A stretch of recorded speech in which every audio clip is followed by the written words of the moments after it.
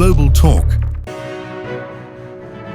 அன்புள்ள குளோபல் நேயர்களுக்கு ஏக இறைவனின் சாந்தியும் சமாதானமும் உண்டாவதாக. கடந்து சென்ற மணித்தியாலங்களுக்கு உலகத்தில் நடந்த மிக முக்கியமான தகவல்களை சுருக்கமாக பார்க்கலாம் என்று நினைக்கின்றேன். இந்த வகையிலே அமெரிக்காவுடைய ஒரு மூத்த பேராசிரியர் ஒரு கருத்தை வெளியிட்டுள்ளார். அவருடைய பெயர் ஜான் மீயர்ஹைமர். இவர் இன்று ஊடகங்களுக்கு ஒரு கருத்தை வெளியிட்டிருந்தார். நாங்கள் ஈரானுக்கு எதிரான போரில் வெற்றி பெறவில்லை. உலகத்துக்கு நாங்கள் ஒரு முட்டாள் கூட்டம் என்ற செய்தியை அனுப்பிவிட்டோம். எங்களால் வெல்ல முடியாத ஒரு போரை தொடங்கி சீனர்களுக்கும் ரஷ்யர்களுக்கும் நாங்கள் திறமையற்றவர்கள் என்று செய்தி அனுப்பிவிட்டோம். நாங்கள் எந்த நோக்கத்தை அடைவதற்காக இந்த போரை ஆரம்பித்தோமோ அந்த நோக்கம் இப்போது தோல்வியடைந்து விட்டது. இப்போது எங்களிடம் எந்த திட்டமும் இல்லை என்பது திட்டத் தெளிவாகிவிட்டது. நாங்கள் வரைந்த நோக்கத்தை அடைய எங்களிடம் எந்த இராணுவ படைகளும் இல்லை என்பது சர்வதேசத்திற்கு வெட்ட வெளிச்சமாகிவிட்டது என இந்த பேராசிரியர் எழுதியுள்ள விஷயம் இந்த அமெரிக்காவுடைய உண்மையான தற்போதைய நிலைப்பாட்டை எடுத்து காட்டுகின்றது.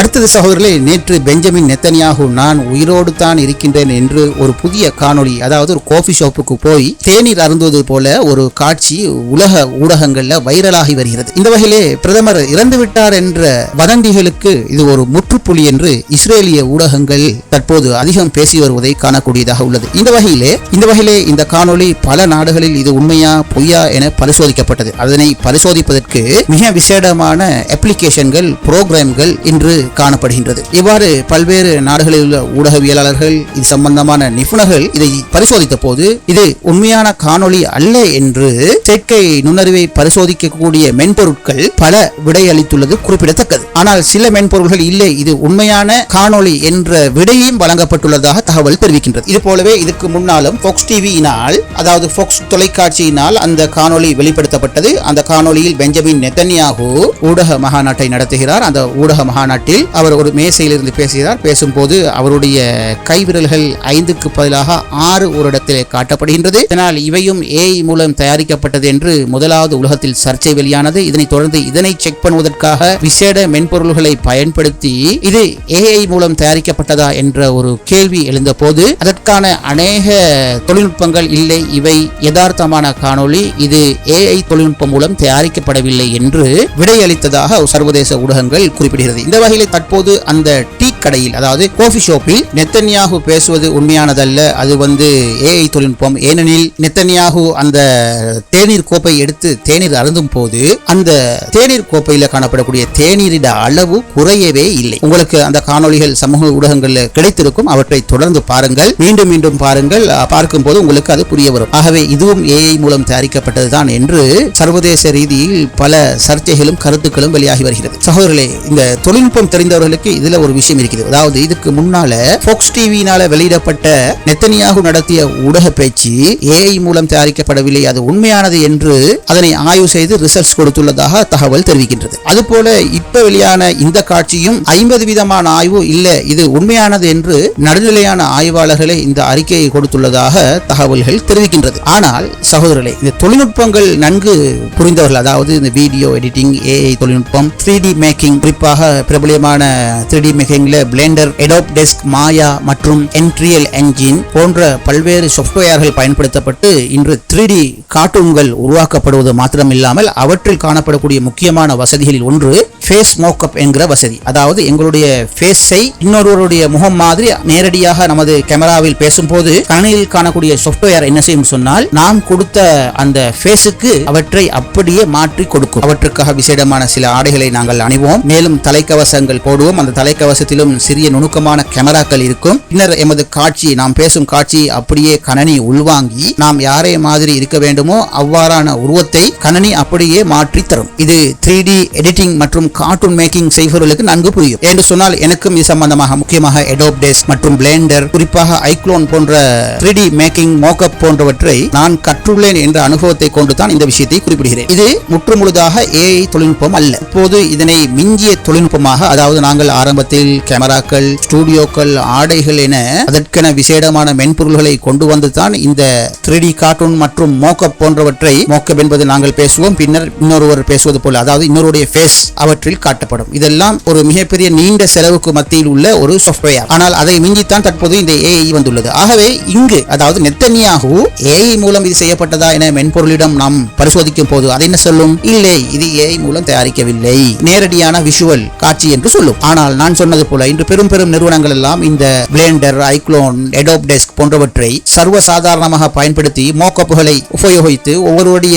முகத்தில் வேண்டியதை உருவாக்கலாம். இது AI தொழில்நுட்பம் அல்ல. ஆகவே இது AI தொழில்நுட்பம் இல்லாவிட்டாலும் நான் மேற்கூறிய சாஃப்ட்வேர்களை பயன்படுத்தி உருவாக்கப்பட்டிருக்க வேண்டும் என்பதுதான் இதிலிருந்து நமக்கு கிடைக்கக்கூடிய விடை. உண்மையிலேயே நெத்தனியாக இருந்தால், அதாவது உலகத்தில் இவ்வளவு பெரிய சர்ச்சை வெளியாகிவிட்டது, உலக ஊடகங்கள்ல அதிக பேசும் பொருளாக மாறிவிட்டது. எனவே அவர் என்ன செஞ்சிக்கணும்? எங்கேயாவது ஒரு இடத்துல வந்து தனக்கு தெரிந்தவர்களை அழைத்து ஒளிந்திருந்தாவது ஒரு நிகழ்ச்சி நடத்திருக்கலாம். ஆகவே இவை அனைத்தையும் ஒட்டுமொத்தமாக பார்க்கும் போது இவையெல்லாம் வெறும் ஏமாற்று வேலை, ஒரு நாடகம் என்பதுதான் விளங்குகின்றது. ஆகவே இவ்வாறான ஏமாற்று வேலைகளால் மிக அதிகமான சந்தேகங்கள், அதாவது நெத்தனியாக இருக்கிறாரா என்ற அதிக சந்தேகங்கள் இப்போதுதான் ஊடகங்கள்ல அதிக கேள்வி எழுப்பப்படுகிறது. இது இவ்வாறு இருக்கும் போது உலக அரசியலில் மிக முக்கியமான தாக்கத்தை ஏற்படுத்தும் நிகழ்வு ஒன்றை நேற்று ஈரான் செய்துள்ளதாக அரபிய ஊடகங்கள் தகவல் வெளியிட்டுள்ளது. அதாவது 1948ஆம் ஆண்டு முதல் இதுவரையும் எந்த ஒரு நாடும் தாக்குவதற்கு தயங்கிய ஒரு இடமாக இஸ்ரேலில் நெகேவ் பாலைவனத்தில் காணப்பட்டுள்ள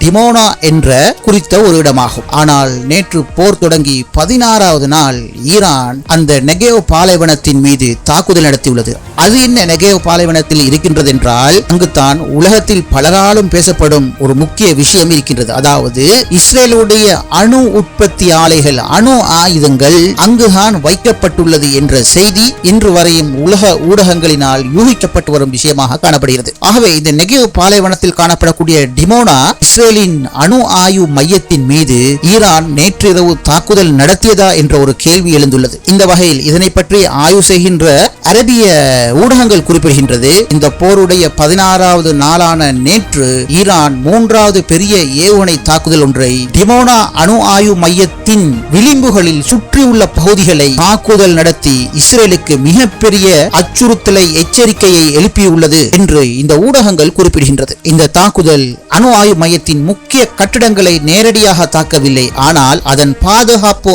அமைப்புகள் அருகே தான் இந்த தாக்குதலை செய்துள்ளதாக இந்த ஊடகங்கள் தகவல் தெரிவித்து, இது இஸ்ரேலின் லைஃப் டைம், அதாவது உயிர் வாழ்வுக்கு அலாரம் ஒன்றை ஈரான் அடித்துள்ளது என்று ஊடகங்கள் விவரிக்கின்றது. இந்த வகையில் ஈரான் டிமோனா அணு ஆயு மையத்தை இலக்காக கொண்டு இஸ்ரேலை அச்சுறுத்தி வருவது எதற்காக என்று நன்கு ஆழமாக சிந்தித்து பார்த்தால், தற்போது அமெரிக்க மேசைகளில் இந்த ஈரானிய யுத்தத்தில் அமெரிக்கா தோல்வியடையவே கூடாது, அது உலக அரசியலில் அமெரிக்காவுக்கு மிகப்பெரிய அவமானம் என்று இந்த அமெரிக்க அரக்கர்கள் சிந்திப்பதாகவும், அதற்காக ஒரே விடையாக அணு ஆயுதத்தை ஈரான் மீது பயன்படுத்துவோம் என்ற ஆலோசனையில் தற்போது அமெரிக்கா இருப்பதாக ஆங்காங்கே வெளியாகும் செய்திகளை நாங்கள் ஏற்கனவே உங்களுக்கு குறிப்பிட்டிருந்தோம். குறிப்பாக அமெரிக்காவுடைய மிக மிக பிரபலமான ஊடகவியலாளர் டக்கர்சன் குறிப்பிட்டிருந்த கருத்தையும் நேற்று எமது காணொளிகளில் நீங்கள் கேட்டிருக்கலாம். ஆகவே எங்கள் மீது அணு ஆயுத தாக்குதல் நீங்கள் நடத்த எண்ணினால் இஸ்ரேல் உலகப்படத்திலிருந்து அழிக்கப்படும், அதாவது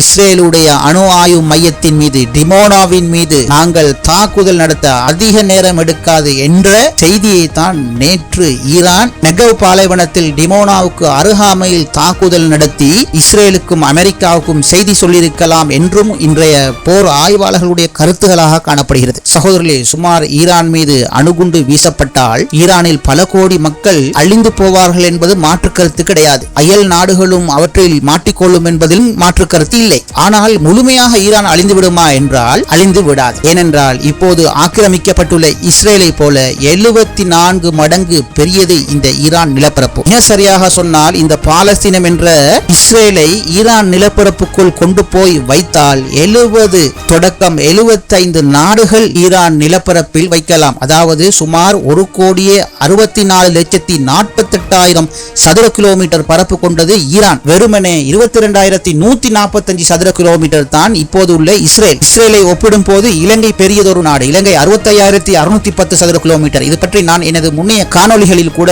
பேசியிருக்கின்றேன். அந்த வகையில் ஒரே அணுகுண்டு தாக்குதலில் முழு ஈரானையும் அழிக்க நினைப்பது சாத்தியமில்லாத ஒரு விடயம். சில வேளை அவ்வாறு நடந்துவிட்டால் அடுத்த கணமே ஈரானின் மிகப்பெரிய நிலப்பரப்புகளில் இருந்து எங்கேயாவது ஒரு மூலையில் இருந்து பலமான அணுகுண்டுகளோ அல்லது ராக்கெட்டுகளோ இஸ்ரேலுடைய அணு ஆலைகளை குறிவைக்கும் என்பதில் மாற்று கருத்தே கிடையாது. அதனால் அடுத்த கணமே முழு இஸ்ரேலும் அழிந்துவிடும். ஆகவே தான் இப்போது அமெரிக்காவுக்கு டிமோனா அணு ஆய்வு மைய விளிம்புகளில் தாங்கள் நிற்கின்றோம் என்று தாக்குதல் நடத்தி காட்டியிருக்க வேண்டும். 1950ஆம் ஆண்டு காலப்பகுதியில் பிரான்சுடைய உதவியுடன் தான் இஸ்ரேல் முதல் அணு ஆய்வு மையங்களை உருவாக்கியுள்ளது. அதனைத் தொடர்ந்து சுமார் 220 அணுகுண்டுகளை இஸ்ரேல் வைத்திருப்பதாகவே ஈரானுடைய ஆய்வுகள் இதற்கு முன்னால் கருத்து வெளியிட்டிருந்தது. ஆகவே இந்த அமெரிக்காவும் இஸ்ரேலும் சேர்ந்து ஈரான் மீது அணு தாக்குதல் செய்தால் ஈரான் அழிந்துவிடும். ஆனால் அடுத்த கணம் ஈரானோ என்ன எழுதி வைத்துள்ளது, யார் என்ன செய்வார்கள் என்று யாருக்குமே தெரியாது. சம்டைம் நமது யூகம் தான் ஈரான் மீது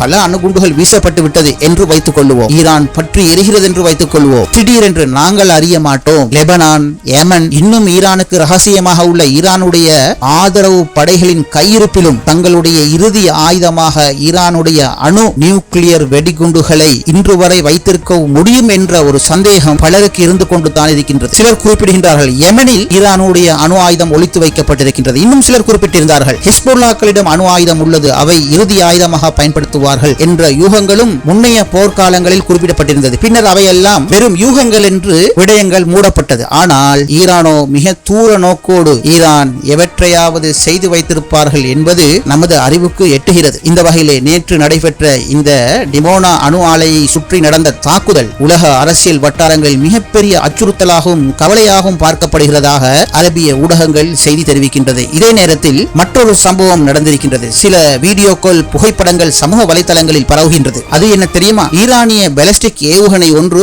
நேற்று மக்கள் பாதுகாப்பாக தங்கியிருக்கின்ற நிலத்தடி பதுங்கு குழியை உடைத்துக் கொண்டு உள்ளே சென்றுள்ளதாக கூறப்படுகின்றது. இது தற்போது இஸ்ரேல் மக்களுடைய இருப்புக்கு மிகப்பெரிய அச்சுறுத்தலாக மாறிவிட்டதாகவே இஸ்ரேலிய செய்திகள் குறிப்பிட்டு வருகின்றது. மேலும் அங்கு எத்தனை பேர் உயிரிழந்தார்கள், என்ன நடந்தது, இது சம்பந்தமான தகவல்கள் அனைத்தும் தணிக்கை செய்யப்பட்டதாக ஊடகங்கள் குறிப்பிடும் வேளையில் இன்னொரு சம்பவம் நடந்திருக்கின்றது. இஸ்ரேலுடைய வடக்கு பிரதேசமான அதாவது ஹெஸ்புல்லாக்களுடைய எல்லையை அண்டி கலிலி என்ற பகுதியில் பலத்த தாக்குதல் நடந்துள்ளது. அந்த பகுதியில் நேற்றிரவு லெபனானினால் ஏவப்பட்ட ராக்கெட்டுகள் குடியிருப்பு பகுதிகளை பலமாக தாக்கியதாகவே செய்திகள் வெளியாகின்றது. இந்த தாக்குதல் கிளாஸ்டர் வகை அதாவது சிதறும் வெடிகுண்டு தலைகள் என்ற வகையிலே இந்த தாக்குதல் இடம்பெற்றதாகவும் அதனால் அந்த பிரதேசத்தில் உள்ள கட்டிடங்கள், வீடுகள் எல்லாம் சேதமடைந்த செய்தியும் நேற்று ஒலிக்கப்பட்ட செய்தி என்று இந்த அரபிய தகவல்கள் தெரிவிக்கின்றது. சரி சகோதரர்களே, வரும் தகவல்களை அரபு உலகத்திலிருந்து முடியுமான அளவு நம்பத்தகுந்த தகவல்களை உங்களுக்கு முன்வைக்க தயாராக இருக்கின்றோம். எனவே எமது யூடியூபுடைய வளர்ச்சிக்கு உங்களுடைய ஆதரவு தாருங்கள் என்று குறிப்பிட்டு இந்த வீடியோக்களை உங்களது சமூக வலைத்தளத்தில் அதாவது வாட்ஸ்அப், பேஸ்புக்களில் ஷேர் செய்து எங்களது வளர்ச்சிக்கு நீங்கள் கை கொடுங்கள் என்று கூறி இன்ஷா அல்லாஹ் மறுபடியும் முக்கிய தகவல்களை தேடிக்கொண்டு சந்திக்கின்றேன். இது குளோபல் நூலகத்துடைய குளோபல் டாக் நிகழ்ச்சி.